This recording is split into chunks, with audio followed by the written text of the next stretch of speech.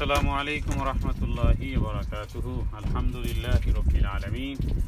শুরু হচ্ছে তাদাব্বুরে কোরআনের আজ সূরা আল ফুরকানের আয়াত নম্বর 71 ইনশাআল্লাহ বিইذنিল্লাহ। ওমা তাওফীকি ইল্লা বিল্লাহ। আউযু বিল্লাহি মিনাশ শাইতানির রাজীম। ওয়ামান তাবা وعمل صالحا فإنه يتوب إلى الله متابا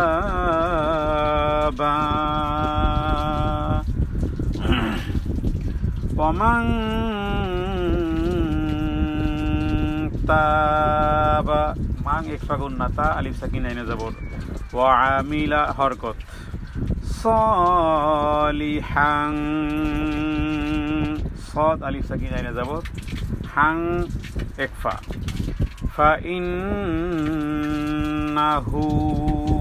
ওয়াজিব গুন্না এবং উল্টো পেশ ইয়াতুবু ও সাকিন আইনে পেশ ইলাল্লাহি মাতাবা খারা যাবর এবং আলিফ সাকিনের হুকুমগুলো আল্লাহ তাআলা এই আয়াতের ভিতরে স্পেশালি মুমিনদেরকে উল্লেখ করেছেন। 70 নম্বর আয়াত ছিল যারা গুনাহ করে ফেলেছে, গুনাহগারদেরকে এবং ওই জাতীয় গুনাহ যেগুলো বড় গুনাহ তাদেরকেও আল্লাহ তাআলা আশার বাণী শুনিয়েছেন যে তোমাদের জীবনের গুনাহগুলোকে আমি পরিবর্তন করে দেব নেকের দ্বারা। আর 71 নম্বর আয়াতে আরও গভীরভাবে রহমানের বান্দা যারা হবে তাদের জীবনে বারবার তওবা থাকবে, তাদের জীবনে একাধিক তওবা থাকবে এবং তাদের কাজই হলো নেকামলের সাথে সাথে তওবা। নেকামলের সাথে সাথে তওবাটা হলো এরকমের, যেমন আমরা শরীরে যা কিছু খাবার খাই, প্রস্রাব পায়খানার মাধ্যমে খারাপ জিনিসটি বের হয়ে যায়, যেগুলো শক্তি, যেগুলো ভালো, সেগুলো শরীর বহন করে। ঠিক অনুরূপভাবে দুনিয়ার জীবদ্দশায় একজন মানুষ গুনাহ করতে না চাইলেও অনায়াসে কিছু গুনাহ হয়ে যাবে, আর সেই জন্য আছে তওবা, আর তার কাজই হলো আমিলা সালিহানের কাজ। ওমান তাবা ওয়া আমিলা সালিহান فإنه يتوب إلى الله متابا। আর যে ব্যক্তি তওবা করবে এবং সৎ কাজ করবে ওয়া আমিলা সালিহান ফাইন্নাহু ইয়াতুবু, আসলেই ফাইন্নাহু নিশ্চয়ই সে, নিঃসন্দেহে সে, ইয়াতুবু সে যেন আসতেছে, সে যেন রিটার্ন নিচ্ছে, সে যেন ইউটার্ন করতেছে কোন দিকে? ইলাল্লাহ, আল্লাহ তাআলার দিকে। তওবাকারী ব্যক্তি যেন সে রবের সন্তুষ্টির দিকে হাঁটে। তওবা শুধু অনুশোচনাই নয়, বরং তওবা হলো রবের দিকে প্রত্যাবর্তনের, নিঃসন্দেহে রবের কাছে গ্রহণযোগ্য হওয়ার জন্য ইলাল্লাহি মাতাবা। তার মানে যে ব্যক্তি তওবা করে এবং সৎকর্ম সম্পাদন করে সে যেন নিঃসন্দেহে ফিরে আসে কোন দিকে? রবের দিকে। কোরআনুল কারীমে আল্লাহ বহু জায়গাতে বলেছেন যারা রবের দিকে ফিরে আসবে আল্লাহ তাআলা তাদেরকে সূরা কাহফের শেষ আয়াতটির দিকে, ওই আয়াত থেকে বোঝা যায় মান কানা ইয়ারজু লিকা রাব্বিহি, কোন ব্যক্তি কি চায় যে রবের সাথে সাক্ষাতের। কানা ইয়ারজু, কেউ কি আকাঙ্ক্ষা করে, লিকা মানে সাক্ষাতের, রব্বিহি তার প্রভুর, যিনি তাকে সৃষ্টি করেছেন, তাহলে সে দুটি কাজ করবে, ফালিয়ামাল আমালান সালিহান ওয়ালা ইউশরিক বিইবাদাতি রাব্বিহি আহাদা। এটি হলো সূরা কাহফের সর্বশেষ আয়াত। তো এখানে নিঃসন্দেহে সে ফিরে আসে আল্লাহর দিকে, আর প্রকৃত স্বীকৃত মাতাবা মানে সত্যিকার অর্থে যে যেন স্বীকৃত তওবাই করতেছে। তাহলে তওবা শুধু কথাই নয়, তওবা শুধুমাত্র কিছু কথামালা নয়, বরং সৎ কাজের মাধ্যমে সততা এবং প্রকাশ করতে হবে যে আসলেই সত্যিকার অর্থেই রবের দিকে প্রত্যাবর্তনকারী, ভুল কর্ম থেকে বিচলিত হয়ে দিনের পথে ফিরে আসা, যে ব্যক্তি পাপ কাজ করে কিন্তু পরে আল্লাহর দিকে ফিরে আসে, তাতে এই পাপ তাকে রবের নিকটবর্তী করে দেয়। রাসূলুল্লাহ সাল্লাল্লাহু আলাইহি ওয়াসাল্লাম বলেছেন, যে ব্যক্তি তওবা করে সদা সর্বদা, আল্লাহ তাকে ক্ষমা করতে থাকেন এবং তার আমলকে, তার জীবনকে আল্লাহ তাআলা ওইভাবে স্বচ্ছ করে দেন যেভাবে করে স্বচ্ছ পানি দিয়ে কাপড়কে ধৌত করা হয়। তওবা করলে আল্লাহ তাআলা খুশি হন, ফেরেশতাদের সামনে গর্ব করতে থাকেন, দেখো সে জানে তার একজন রব আছে। আল্লাহ বলেন, হে আমার দাস, তুমি তওবা করেছো, আমি তোমার প্রতি মাফ করে দিয়েছি। তাহলে তওবার মাধ্যমে আমাদের মর্তবার মর্যাদা বৃদ্ধি হবে।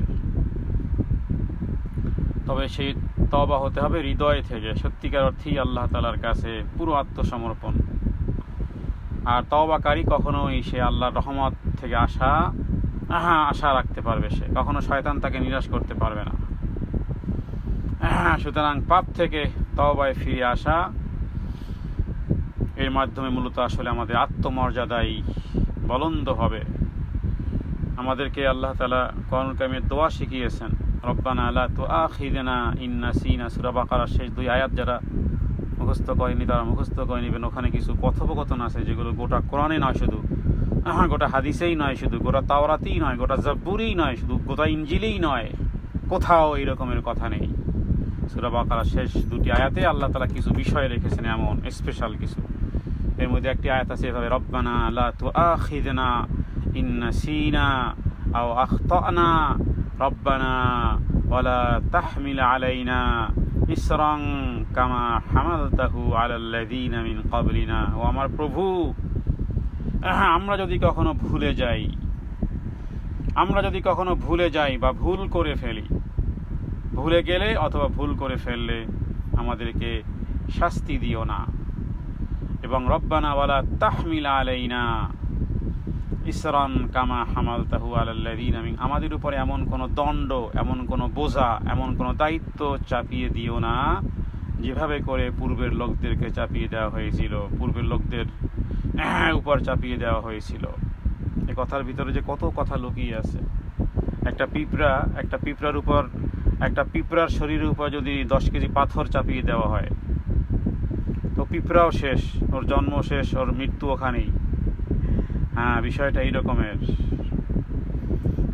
তার মানে হে আল্লাহ, যা সইতে পারবো না, যা ধারণ করতে পারবো না, সেই জিনিস যেন আমার মাথায়, আমার দিল আর দেমাগে, চিন্তা চেতনায়, ধ্যান ধারণায় আমার উপর যেন সেটি আরোপিত না হয়। এর চেয়ে শ্রেষ্ঠ দোয়া কি হতে পারে?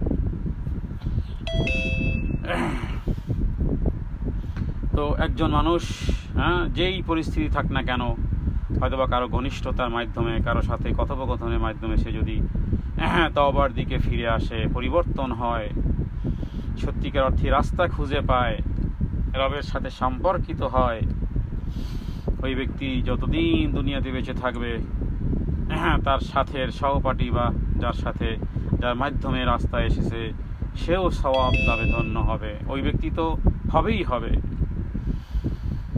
সুতরাং আমাদের হৃদয়ের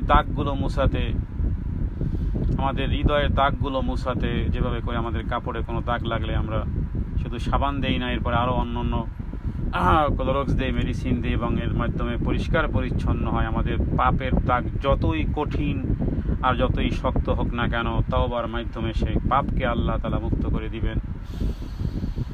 সুতরাং একজন মুমিন ব্যক্তির চরিত্র হতে হবে এটাই।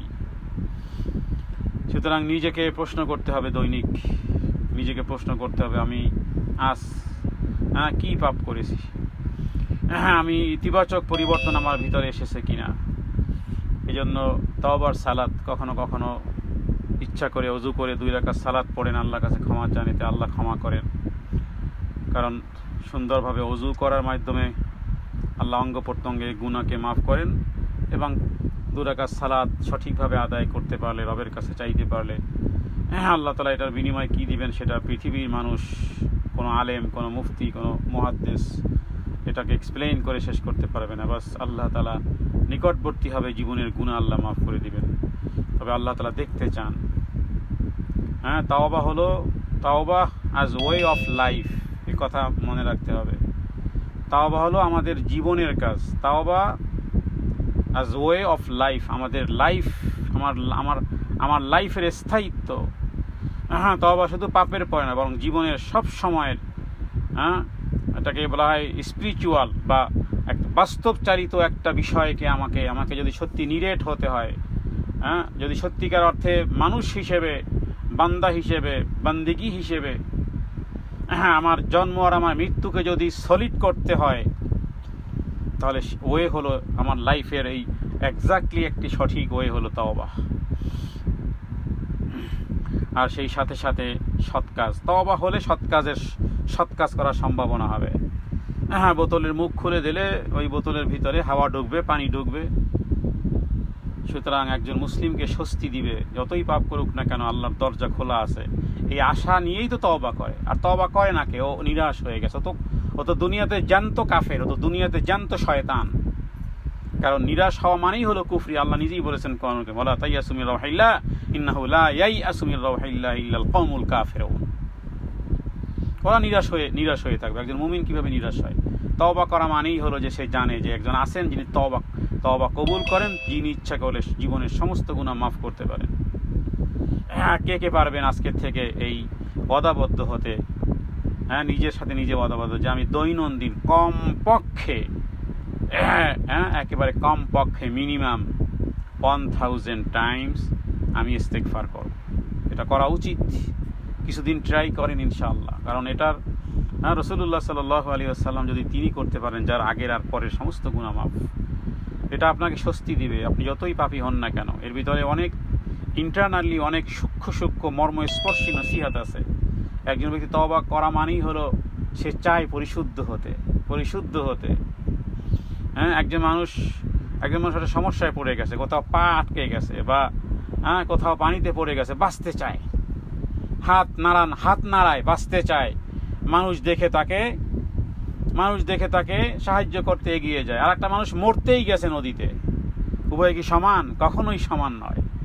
একটা মানুষ নদীতে গেছে মরার জন্য, একটা মানুষ রেল স্টেশনে গেছে আত্মহত্যা করার জন্য, আর একটা মানুষ হয়তো বা রেল লাইন ক্রস হচ্ছে, তো পা আটকে গেছে, সাহায্য চাইতেছে, ভাই আমাকে সাহায্য করেন। উভয় কি এক? কখনোই এক নয়। তওবাকারী আর তওবাকারী নয়, এর মধ্যে ব্যবধানটা এরকমের। যে তওবা করতে চায় সে যেন বাঁচতে চায়, সে যেন রবের অনুগ্রহ লাভ করতে চায়।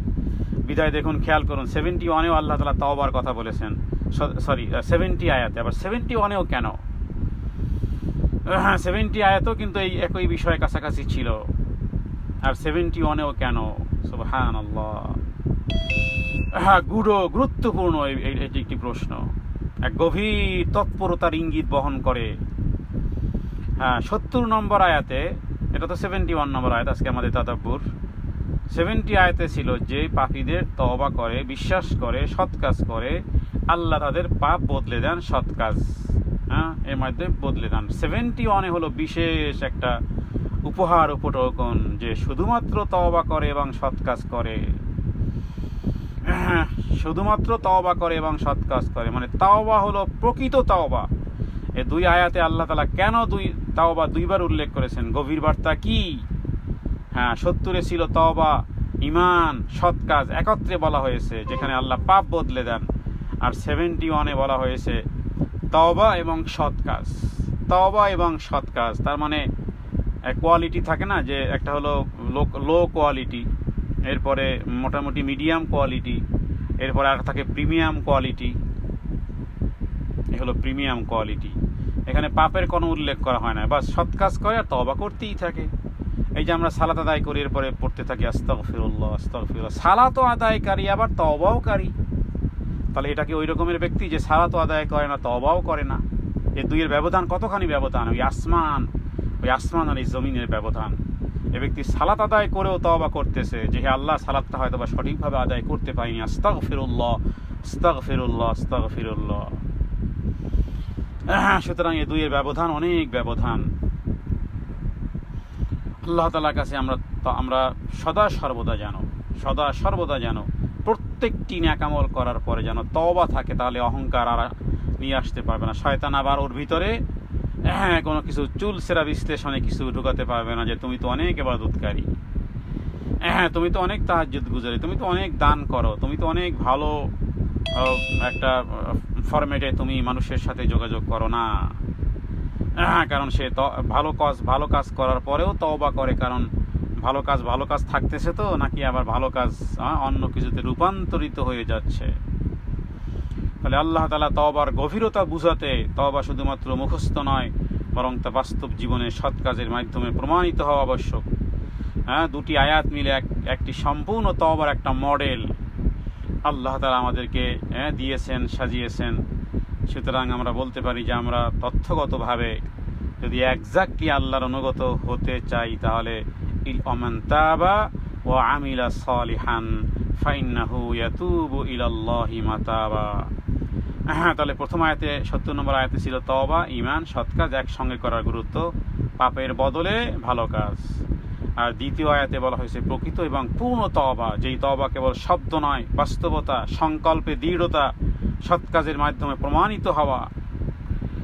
সুতরাং সম্মিলিত বার্তা হিসেবে আমরা বলবো যে তওবা এমন একটা প্রক্রিয়া, শুরু থেকে শেষ পর্যন্ত যদি আন্তরিকতা, বিশ্বাস, কাজের একাত্মতা থাকে, তাহলে আল্লাহ তাআলা সেই যেন একটা পূর্ণ জন্ম। আমরা যেমন জন্ম হয়েছিলাম নিষ্পাপ ছিলাম, আমরা সবাই নিষ্পাপ কেউ যদি হতে চায়, তাহলে আমাদেরকে আমাদের জীবনের সাথে, শ্বাস প্রশ্বাসের সাথে তওবাকে, এই আয়াতের বাস্তবতা আমাদেরকে পালন করতে হবে। তাহলে রহমানের শুধু বান্দাই নয়, আল্লাহ তাআলা নিষ্পাপ করে দিবেন। রাসূলুল্লাহ সাল্লাল্লাহু আলাইহি ওয়াসাল্লাম বলেছেন, আত-তাইবু মিনাজ যামবি কামা লা যামবা লাহু। আত-তাইবু মিনাজ যামবি, তওবাকারী, গুনাহ থেকে তওবাকারী যেন কোনো গুনাহই করেনি। দুঃখের বিষয় হলো যে শয়তান কখনোই রাস্তায় নিয়ে আসে না, অন্য কোথাও ঘুরায়। হয়তো ন্যাকামলেও আপনাকে অন্য দিকে ঘুরাবে, কিন্তু পরিষ্কার পরিচ্ছন্ন করার জন্য। তওবা হলো এরকমের যে আপনার ময়লা কাপড়, ময়লা জুতা, ময়লা জামা, ময়লা দাঁত, ময়লা শরীর, ময়লা কাপড়, ময়লা মাথার চুল সব যেন একেবারে নিট অ্যান্ড ক্লিন, আপনাকে এই ক্রিস্টাল ক্লিন করে দিচ্ছে আপনাকে। আর এর সাথে যখন আমিলা সালিহান হবে, তখন যেন সুগন্ধি মাখানোর মতন, যে কাপড় সাপড়, জামা জুতা সব পরিষ্কার পরিচ্ছন্ন, সব ফিটফাট, এরপরে মাশাআল্লাহ কি সুন্দর মৌ মৌ সুঘ্রাণ ছড়াচ্ছে। আল্লাহ তাআলার কাছে প্রার্থনা করি, হে আল্লাহ, আমরা এই আয়াতের তাদাব্বুরে যা কিছু বুঝলাম, আপনি আমাদেরকে বেশি বেশি করে ওমান তাবা করার তৌফিক দান করেন, আর ওয়ামিলা সালিহান করার তৌফিক দান করেন, যাতে করে ফাইন্নাহু ইয়াতুবু ইলাল্লাহি মাতাবা, আপনার দিকে প্রত্যাবর্তন টুমরত হতেই হবে। সেই প্রত্যাবর্তনটা যেন হয় প্রস্তুতির, সেই প্রত্যাবর্তনটা যেন হয় আনন্দের, সেই প্রত্যাবর্তনটি যেন হয় আপনার সন্তুষ্টির। হে আল্লাহ, এই ছোট্ট এই আয়াত থেকে এই বাস্তবতা আমাদের জীবনে ধারণ করার, বরণ করার এবং গ্রহণ করার জন্য যে হৃদয়ের মানসিকতা প্রয়োজন, আল্লাহ আপনি আমাদেরকে তৌফিক এনায়েত করেন। হাদা মিন্নি ওয়াল ইলমু ইনদাল্লাহ। আল্লাহু আ'লামু বিস-সাওয়াব। সাল্লাল্লাহু আলা সাইয়্যিদিনা মুহাম্মাদিন নবিয়্যিল উম্মি ওয়া আলিহি ওয়া সাল্লাম। আসসালামু আলাইকুম ওয়া রাহমাতুল্লাহি ওয়া বারাকাতুহু।